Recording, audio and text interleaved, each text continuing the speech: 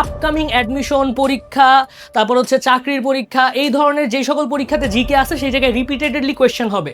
Change করে এই যে হুগলি জেলার দিকে, যেই দিকে হচ্ছে তোমার পানি প্রবাহ কম ছিল, সেই পানি প্রবাহটাকে বাড়াই দেওয়া সম্ভব। পদ্মা ব্যারেজের সাথে ফারাক্কা ব্যারেজের এই একেবারে নুয়ান্স ইনফরমেশনগুলো, ডেট ভিত্তিক ইনফরমেশনগুলো ইম্পর্টেন্ট হয়ে গেছে।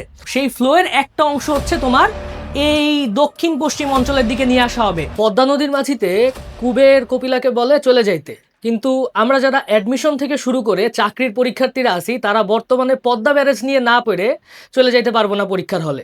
আজকে আমরা হচ্ছে পদ্মা ব্যারেজ, যেটা কিনা রিসেন্টলি হচ্ছে অনুমোদন পাইলো প্রকল্পটা, সেই প্রকল্প নিয়ে আমরা একেবারে ইম্পর্টেন্ট যে ইনফরমেশনগুলো আছে সাম্প্রতিক জিকের আজকের ক্লাসে আমরা সেগুলো কভার করব। আমি KM জুলকারনাইন আছি তোমাদের সাথে। চলো ক্লাসটা শুরু করি। এই যে প্রথমেই আসা যাক হচ্ছে পদ্মা ব্যারেজ যে প্রকল্পটা, সেটার খুবই ইম্পর্টেন্ট ইনফরমেশনগুলো, যেটা আপকামিং অ্যাডমিশন পরীক্ষা, তারপর হচ্ছে চাকরির পরীক্ষা, এই ধরনের যে সকল পরীক্ষাতে জিকে আছে সেই জায়গায় রিপিটেডলি কোয়েশ্চেন হবে। প্রথম কথা হচ্ছে প্রকল্পের সময়সীমা। প্রকল্পের সময়সীমা হচ্ছে 2033 সাল পর্যন্ত। 2026 থেকে শুরু করে 2033 এই ধাপে হচ্ছে প্রথম পর্যায় হিসাবে কাউন্ট করা হয়েছে। ঠিক আছে, প্রথম পর্যায়ে এই 2026 থেকে 2033 সাল পর্যন্ত প্রথম পর্যায়ে নিয়ে এই যে পদ্মা ব্যারেজ প্রকল্প আছে সেটা হবে। এটা হবে কোথায়? পাংশা উপজেলা রাজবাড়িতে। খুবই ইম্পর্টেন্ট এবং 3 স্টার ইনফরমেশন। এইটা আপকামিং কোনো না কোনো পরীক্ষাতে অবভিয়াসলি আসবে যে অবস্থানটা কোথায়। দৈর্ঘ্য কতখানি হবে কিলোমিটারের হিসাবে মনে রাখাটা বেশি ইম্পর্টেন্ট, যে 2.1 কিলোমিটার, ফুটের হিসাবে হচ্ছে 6900 ফুট।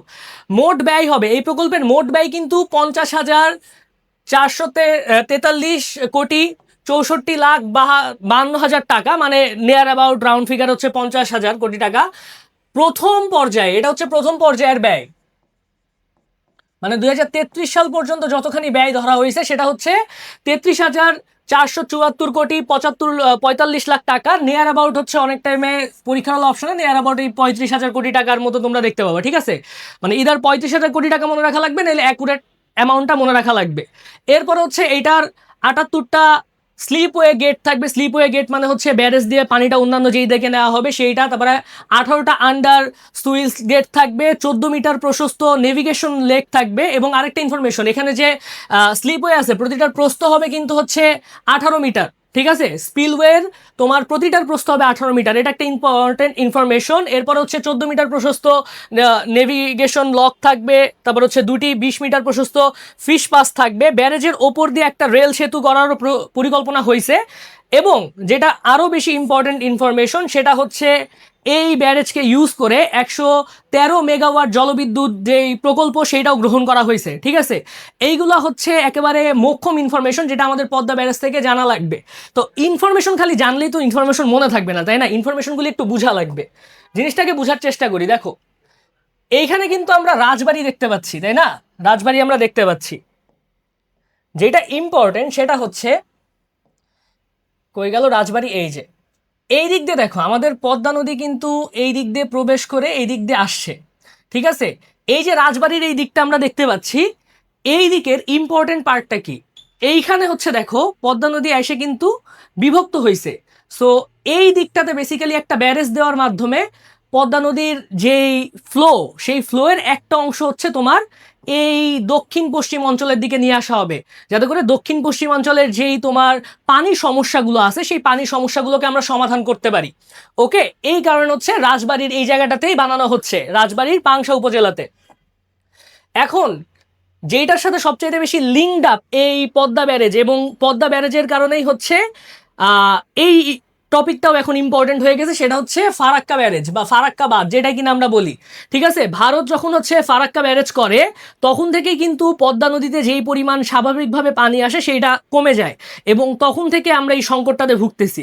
তো ভারতের এই ফারাক্কা ব্যারেজের অবস্থান কোথায়? পশ্চিমবঙ্গের রাজ্যের মুর্শিদাবাদ ও মালদহ জেলার গঙ্গা নদীর ওপর ফারাক্কা বাঁধ ব্যারেজ অবস্থিত। মূলত মুর্শিদাবাদ অপশনে ম্যাক্সিমাম টাইম তোমরা পাবা। ঠিক আছে, মুর্শিদাবাদ এই কারণে বেশি ইম্পর্টেন্ট।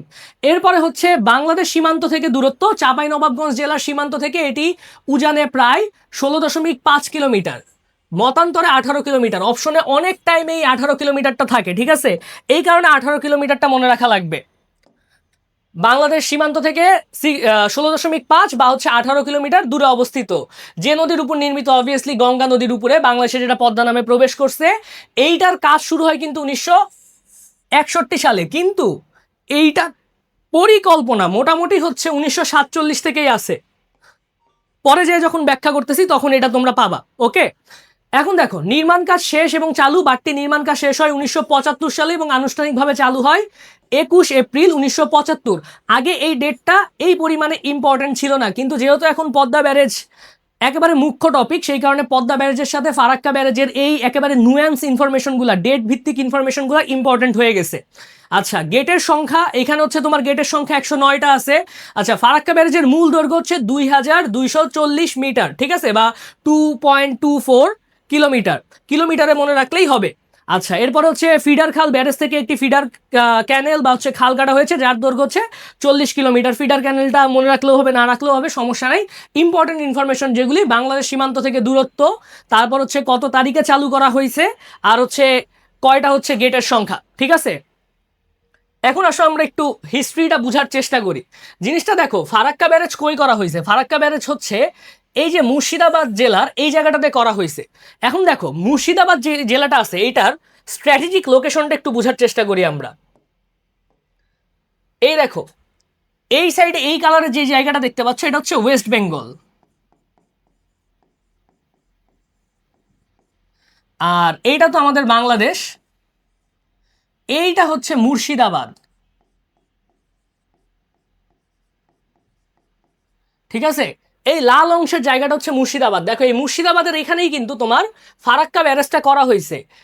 এই মুর্শিদাবাদ জায়গাটা কিন্তু যখন কিনা পাকিস্তান ভারত ভাগ হয়, ইনিশিয়ালি হচ্ছে তোমার কার আন্ডার আসার কথা ছিল? পাকিস্তানের আন্ডার আসার কথা ছিল, কারণ মুর্শিদাবাদে সংখ্যাগরিষ্ঠ মুসলিম আছে।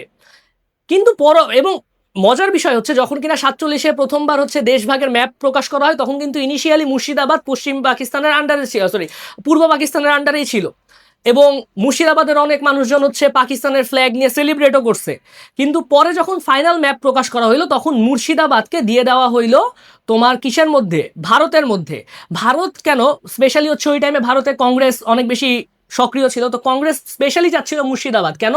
কারণ মুর্শিদাবাদের এই জায়গাটাতে যদি কিনা আমি একটা ব্যারেজ দিতে পারি, তাইলে পদ্মা নদীর যে ফ্লোটা আছে সেই ফ্লোটাকে চেঞ্জ করা সম্ভব, এবং চেঞ্জ করে এই যে হুগলি জেলার দিকে, যেই দিকে হচ্ছে তোমার পানি প্রবাহ কম ছিল, সেই পানি প্রবাহটাকে বাড়াই দেওয়া সম্ভব। এই কারণে এখানে ব্যারেজ দেওয়ার মাধ্যমে, এবং ওই যে ক্যানেল খনন করছে 40 কিলোমিটার হুগলি জেলার সাথে কানেক্টেড করে, পানিটাকে বাইপাস করে দিচ্ছে হুগলি জেলার দিকে। এবং এই কারণে যখন কিনা এই যে গঙ্গা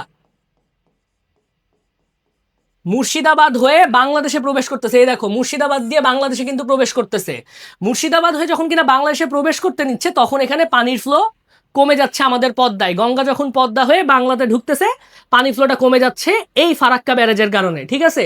এবং এই কারণেই একটা ইম্পর্টেন্ট ইনফরমেশন, যেটাও কিনা এখন খুবই ইম্পর্টেন্ট, সেটা হচ্ছে 1976 সালে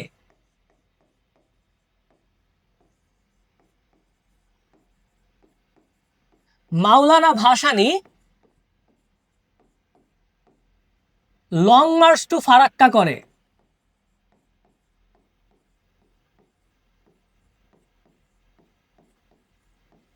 মৌলানা ভাসানীর জীবনের খুবই শেষ দিক ছিল তখন, সে যথেষ্ট বয়োজ্যেষ্ঠ, এবং তার লাস্ট সবচেয়ে পলিটিক্যাল সিগনিফিকেন্ট একটা হচ্ছে ইভেন্ট হচ্ছে এই লং মার্চ টু ফারাক্কা বা ফারাক্কা লং মার্চ যেটাকে বলে, সেটা 1976 সালে করে। কারণ 1975 সালে ফারাক্কা হচ্ছে তোমার একেবারে হচ্ছে অপারেশনাল হয়ে যায়, ঠিক আছে, ফাংশনাল হয়ে যায়।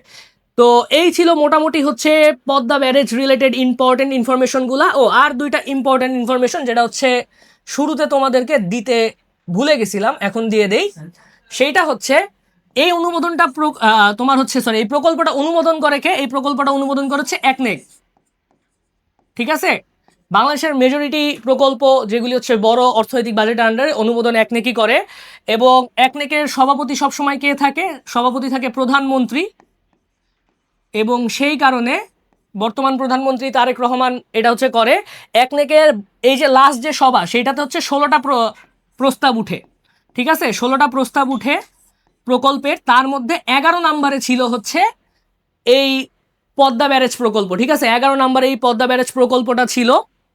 এবং এটা কোন মন্ত্রণালয়ের আন্ডারে হবে? এটা হবে হচ্ছে পানি সম্পদ মন্ত্রণালয়ের আন্ডারে।